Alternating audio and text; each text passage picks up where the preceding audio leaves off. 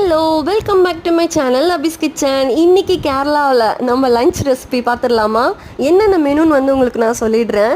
நல்லா சுட சுட சாப்பாடு, நல்லா குண்டு குண்டு அரிசியில் செம்ம டேஸ்டியான ஒரு ரைஸ் தான். அதுக்கப்புறம் நல்லா சூப்பரான ஒரு மீன் குழம்புன்னு பார்த்துக்கோங்களேன். வேறு லெவலில் இருக்கும் அந்த மீன் குழம்பு.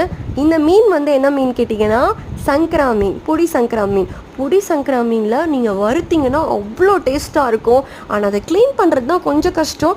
ஆனால் சாப்பிடும்போது வேறு லெவல் டேஸ்ட் இருக்கும். எனக்கு ரொம்பவே பிடிக்கும். அதுக்கப்புறம் பீட்ரூட் பொரியல் சொல்ல மறந்துட்டேன். அதுக்கப்புறம் பார்த்தீங்கன்னா ஃப்ரைட் ரைஸு, அது கூட தான் மீன் பொரித்து வச்சு சாப்பிட்டேன்.